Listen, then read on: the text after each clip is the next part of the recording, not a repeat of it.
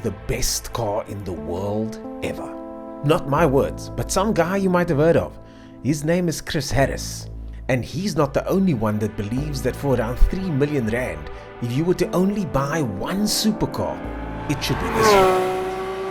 I was invited by Porsche South Africa for a little road trip in the new Porsche GT3, my first proper GT3 experience.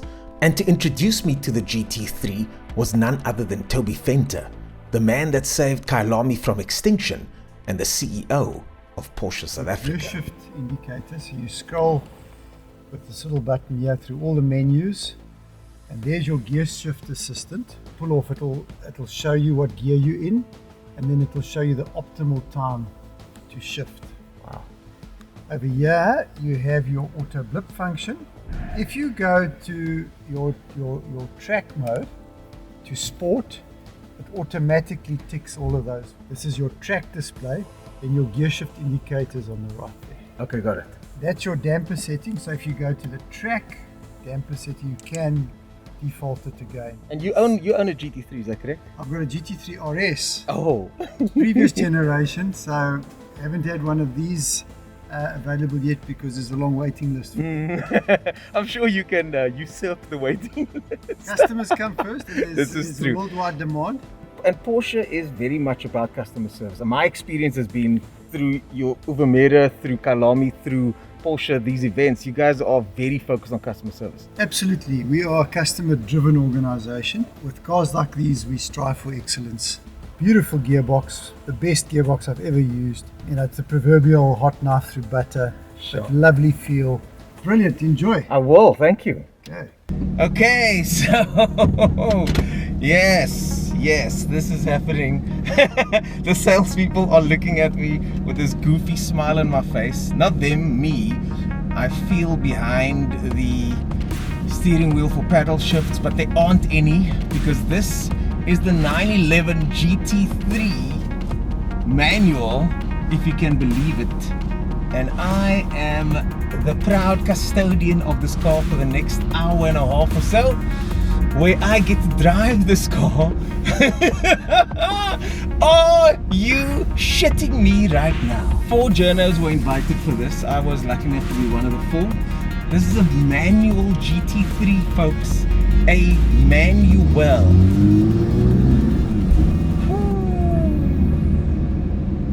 So let's head to Franschhoek. People always say that Porsches are very easy to drive around town, and I tell you what, this clutch is very light. This clutch is exceptionally lightweight. The car feels tiny. It doesn't feel like a big supercar. It doesn't feel like a crazy machine that's gonna kill you, so to speak. It's very strange that it feels so compact, but I'm looking at that wing at the back there. Oh, the gears are so close together. There's a lot going on here, folks. There's a lot going on here. I'm gonna turn that off. I'm heading straight into traffic now. The exhaust is on, so I want you guys to hear this exhaust if you can.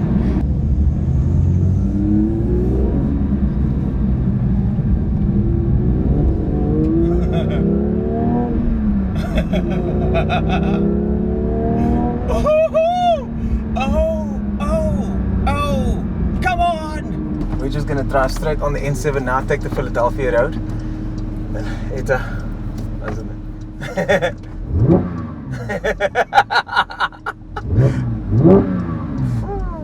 I'm nervous, I'm not gonna lie. Like, it feels like there's too much information coming in, and it's just a car. It really is just a car. They're all just cars.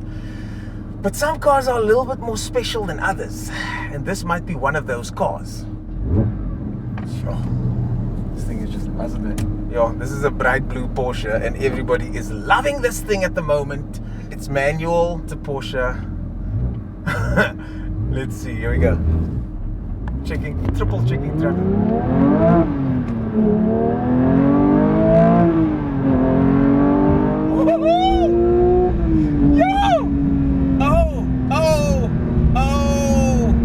That's wonderful.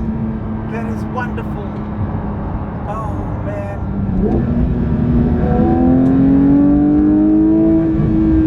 That is just straight up wonderful. This car just went into and became one of the best sounding cars that I've ever driven. kind of cars I've ever driven. Without a shadow of a doubt, there's not many cars that sound as good as this one. And it revs to 9,000 RPM, by the way. Did I mention that? That was 8. That was 8. I'm hoping that you guys can hear me because it's very loud where I'm sitting at the moment now.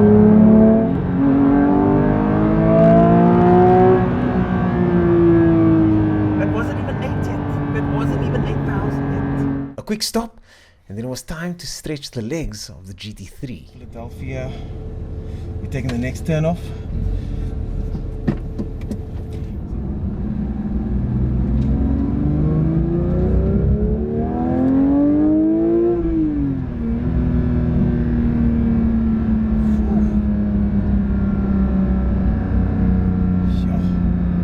Okay, so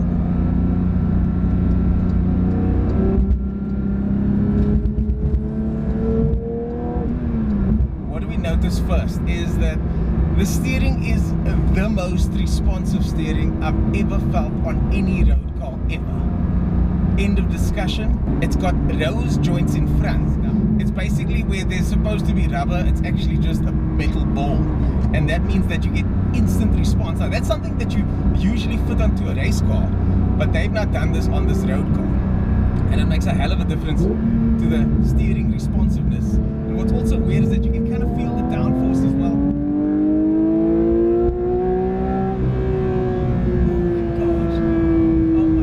Quite a bumpy section of road over here. The car's not tracking as much as I thought it would.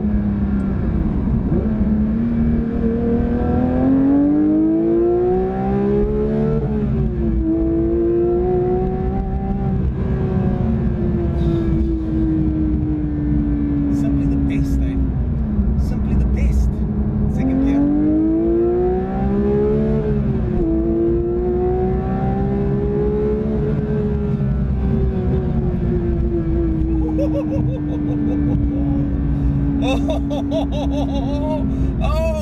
Oh, I am directly connected to this car. There's nothing between me and the road other than the rest of me. That's what it feels like. So I can feel exactly what's going on in the road, and it's almost a little bit overwhelming because of all the information coming into your brain.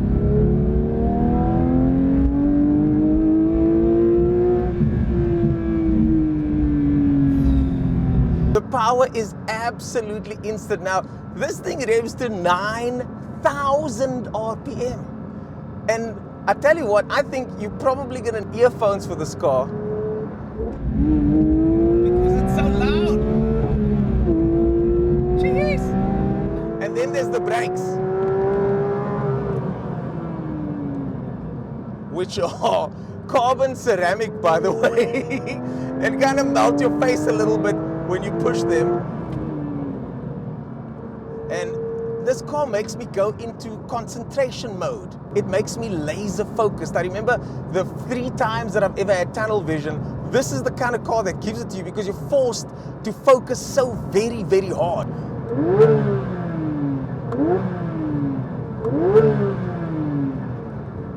There was one person that messaged me in the comments saying that I should rev it to 8,500 for them. And I promised them I'd rev it to 9.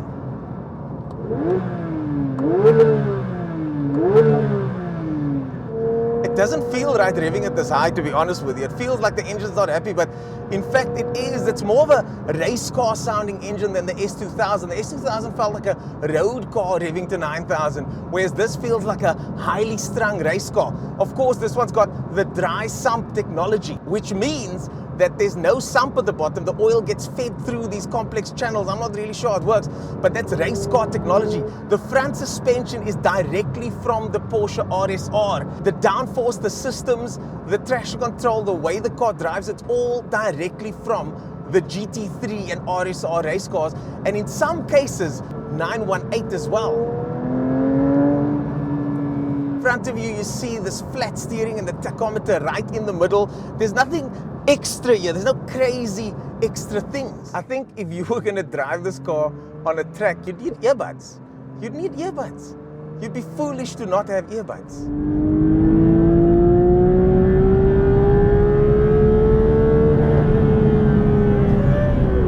North 9000 RPM on the limiter. That's what the limiter sounds like. Now I know someone out there is gonna go, what does that limiter sound like again?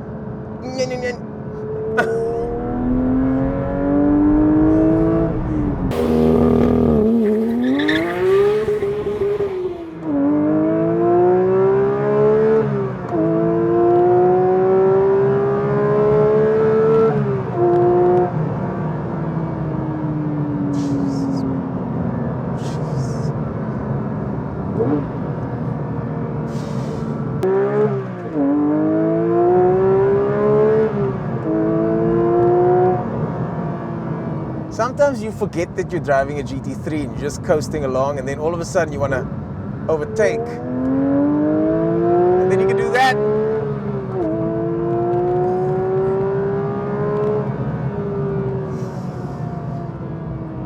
The throw from second to third, it's perfect. The only thing better than the throw from second to third is the throw from third to fourth. This is what dreams are made of. There's a reason we have dream cars, right? We all think they're as good as we think they are. This thing is as good as I thought it was going to be. I'm not disappointed in almost any way. Maybe the price. But other than that, it's not disappointing me. It's just ticking one box after the next after the next. If you were going to buy one supercar, it might be this one. So I've got someone behind me now that wants to hear the car.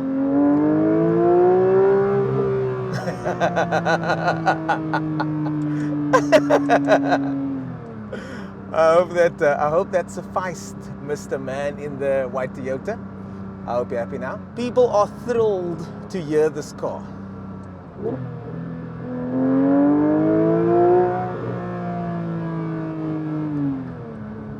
People just want to hear the sound of this car. Now, I don't know what this sounds like from the outside, but I can only imagine that it sounds amazing. And they say the only difference between this and the race car is software and a downpipe, like an exhaust. But this is basically a race car without software and a downpipe. There's little kids here.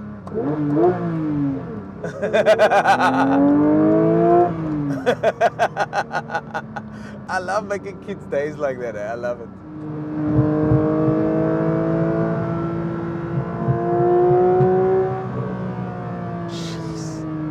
It's perfect. It's perfect.